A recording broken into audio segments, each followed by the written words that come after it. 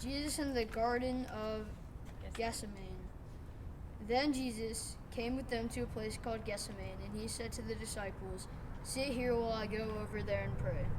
He took along Peter and the two sons of Zebedee, and began to feel sorrow and distress. Then he said to them, "My soul is sorrowful, even to death. Remain here and keep watch with me." He advanced a little and fell prostrate in prayer, saying, "My Father, if it is possible, let this cup pass from me. Yet not as I will, but as you will." When he returned to his disciples, he found them asleep. He said to Peter, "So you could not keep watch with me for 1 hour? Watch and pray that you might not undergo the test. The spirit is willing, but the flesh is weak."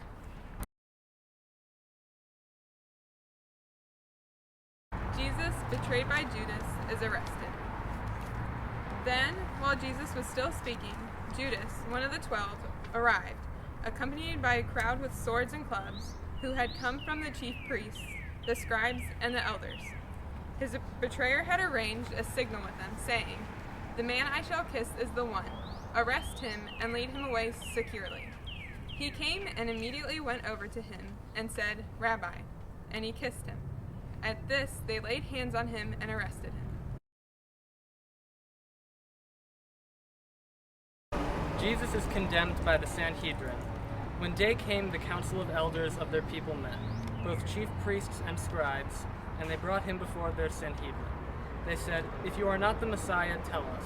But he replied to them, "If I tell you, you will not believe, and if I question, you will not respond. But from this time on, the Son of Man will be seated at the right hand of the power of God." They all asked, "Are you the Son of God?" He replied to them, "You say that I am."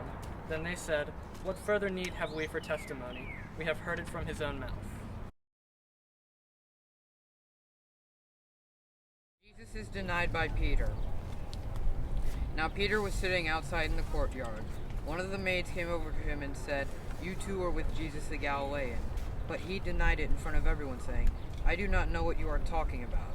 As he went out of the gate, another girl saw him and said to those who were there, "This man was with Jesus the Nazarene." Again he denied it with an oath, "I do not know the man." A little later the bystanders came over and said to Peter, "Surely you two are one of them. Even your speech gives you away."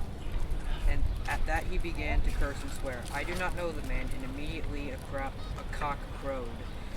Then Peter remembered the word that Jesus had spoken, "Before the cock crows, you will deny me 3 times." He went out and began to weep bitterly.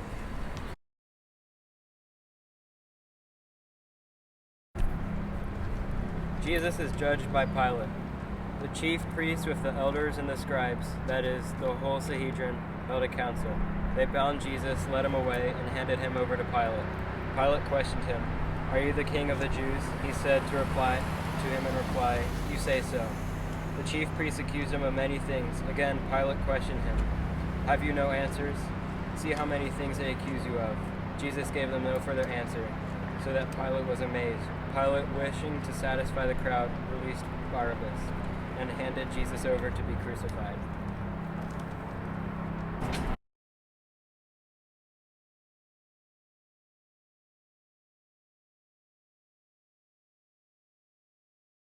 Jesus is scourged and crowned with thorns. Then Pilate took Jesus and had him scourged, and the soldiers wove a crown out of thorns and placed it on his head, and clothed him in a purple cloak.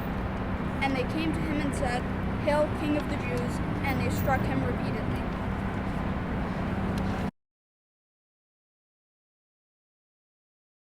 Jesus bears the cross. When the chief priests and the guards saw Jesus, they cried out, "Crucify him! Crucify him!" Pilate said to them, "Take him yourselves and crucify him. I find no guilt in him." They cried out, take him away, crucify him." Pilate said to them, "Shall I crucify your king?"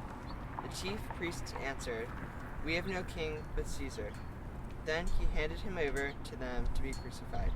So they took Jesus, and carrying the cross himself, he went out to what is called the place of the skull, in Hebrew, Golgotha. Jesus is helped by Simon the Cyrenian to carry the cross. They pressed into the service a passerby, Simon the Cyrenian, who was coming in from the country. The father of Alexandria and Rufus to carry his cross.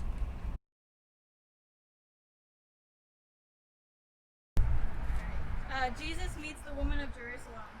A large crowd of people followed Jesus, including many women who mourned and lamented him. Jesus turned to them and said, "Daughters of Jerusalem, do not weep for me. Weep instead for yourselves and for your children. For indeed, the days are coming when people will say, 'Blessed are the barren, the wombs that never bore, and the breasts that never nursed.' At that time, people will say to the mountains, 'Fall upon us,' and to the hills, 'Cover us.' For if these things are done when the wood is green, what will happen when it's dry?"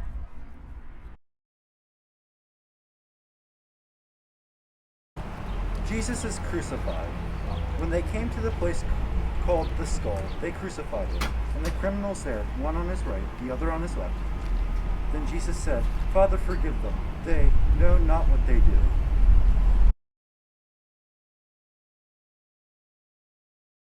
Jesus promises his kingdom to the good thief.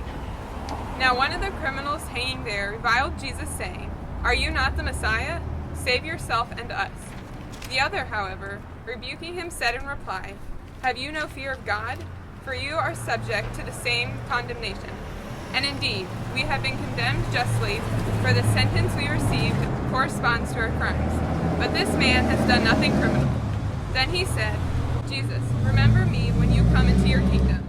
He replied to him, "Amen, I say to you, today you will be with me in paradise."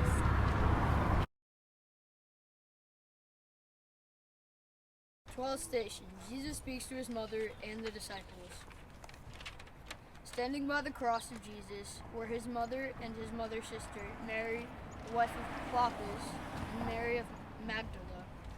When Jesus saw his mother and the disciple, there whom he loved, he said to his mother, "Woman, behold your son." Then he said to his disciple, "Behold your mother."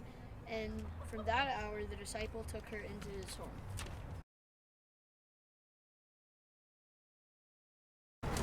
Jesus dies on the cross. It was now about noon, and darkness came over the whole land until 3 p.m. because of an eclipse of the sun. Then the veil of the temple was torn down the middle.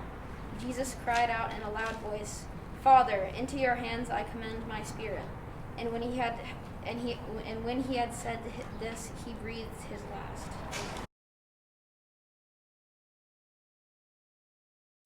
Jesus is placed in the tomb.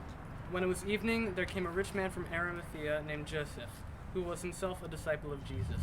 He went to Pilate and asked for the body of Jesus. Then Pilate ordered it to be handed over. Taking the body, Joseph wrapped it in clean linen and laid it in his new tomb that he had hewn in the rock. He then rolled a huge stone across the entrance of the tomb and departed.